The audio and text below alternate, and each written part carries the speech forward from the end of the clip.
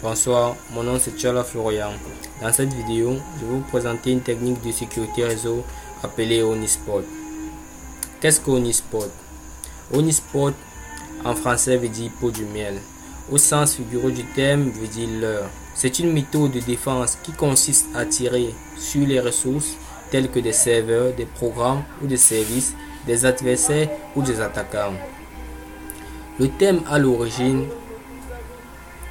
thème désigne à l'origine des dispositifs informatiques spécialement conçus pour susciter des attaques informatiques.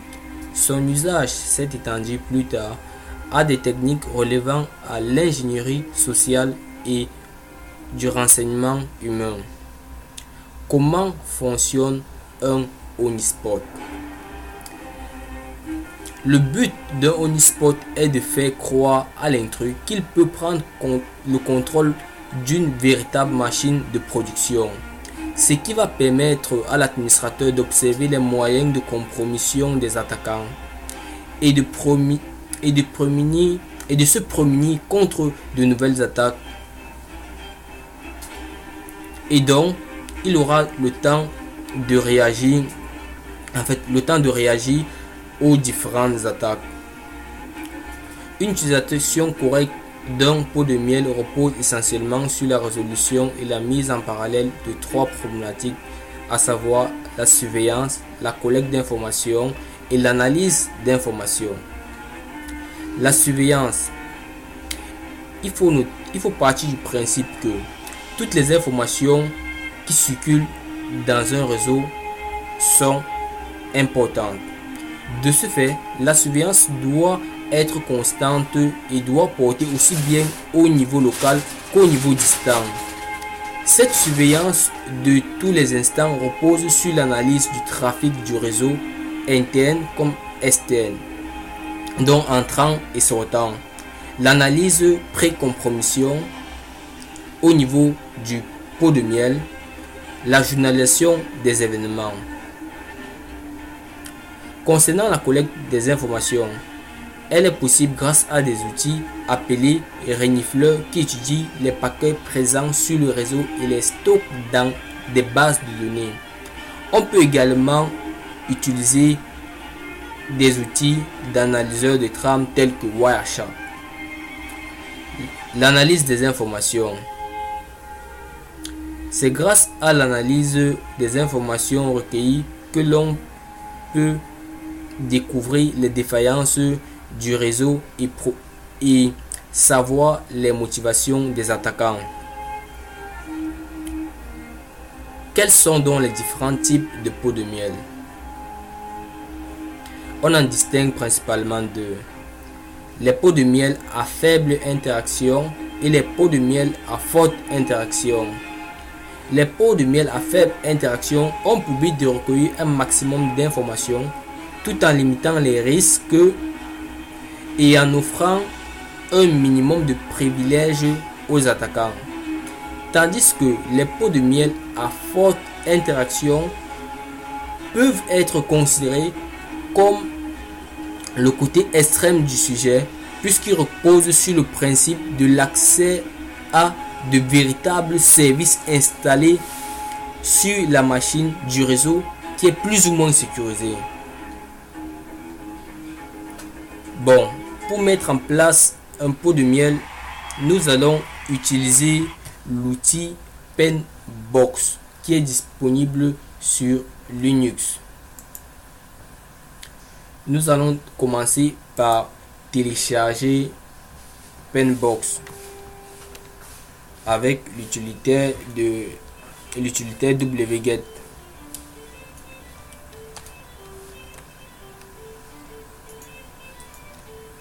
Ok, nous lançons le téléchargement.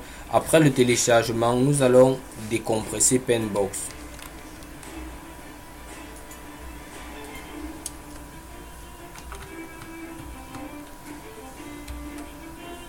Après la décompression, nous allons nous déplacer vers le répertoire de Penbox et nous allons voir lister les différents fichiers qu'elle contient.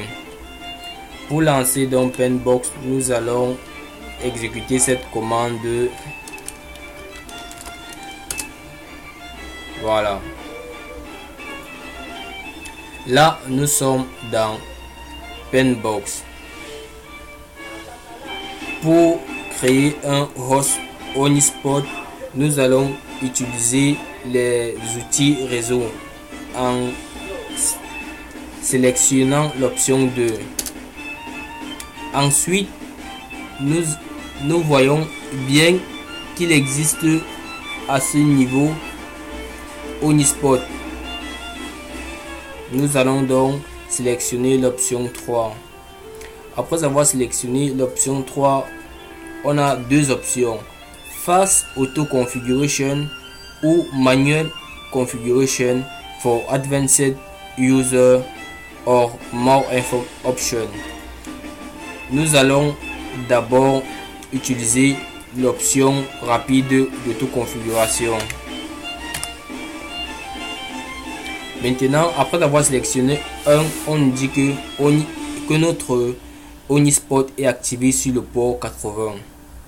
Nous allons donc tester pour voir si le Onispot est déjà activé. Dans le navigateur, nous allons taper notre adresse IP. Là, je vais ouvrir un nouvel onglet.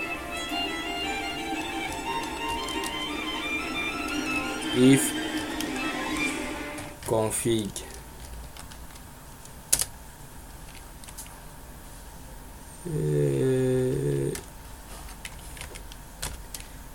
Ok, c'est bon. If config w1. Ok, mon adresse c'est la 1.68.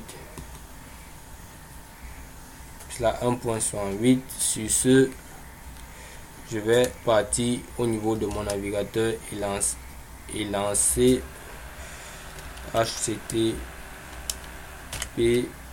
192.168.1.68 et je lance.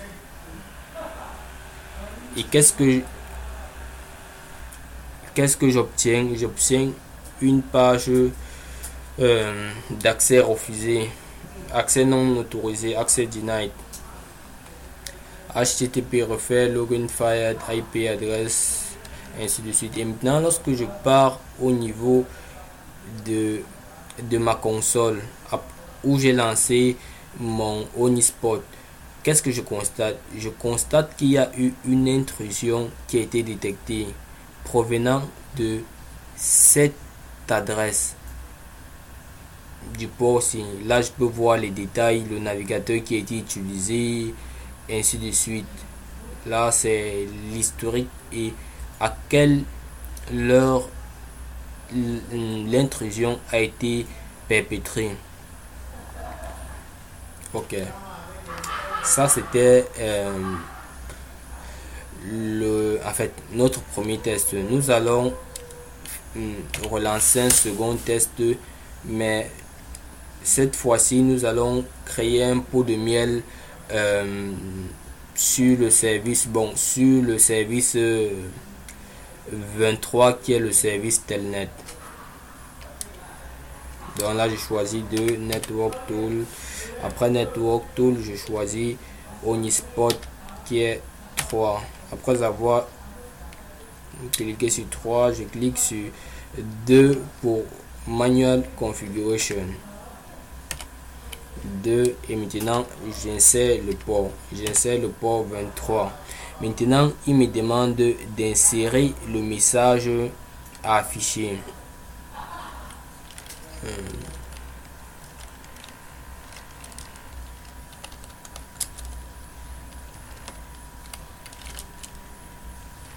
J'insère Access Success. Maintenant Save Instruction to the log. Oui. Yes. Ok. Par défaut, ça va être stocké dans le répertoire. Dans ce répertoire. Je valide. Active un bip en cas d'intrusion, oui. Et maintenant, on me dit que le Omnispot est activé. Je vais donc tester cela. Donc je fais telnet, l'adresse IP pour être déployé le Omnispot.1.68.23.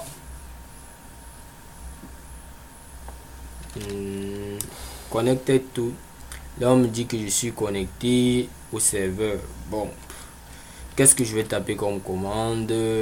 Bon, supposons je tape peut-être ls. En tapant ls, qu'est-ce qui s'est affiché? J'ai eu access success, connection close by foreign host. Et avant ça, il y a un petit bip qui a été déclenché. Je vais relancer l'attaque. Lorsque je tape peut-être go to, voilà, on observe un bip et après le bip, le message s'affiche. Si c'est qu'on repart si on repart au niveau de notre outil Penbox, qu'est-ce qu'on remarque? On remarque qu'après la création de notre pot de miel sur le port 23, il y a eu une intrusion qui a été détectée provenant de cette adresse à cette heure, et la commande tapée était ls, et une deuxième intrusion qui a été détectée provenant de cette adresse à cette heure, et ce qui a été tapé était goto. Grâce à ces informations, l'administrateur peut donc connaître les intentions du pirate et pouvoir mieux sécuriser son réseau ou découvrir les vulnérabilités du réseau. Sur ce, je vous remercie d'avoir suivi cette vidéo et rendez-vous à la prochaine vidéo. Ciao.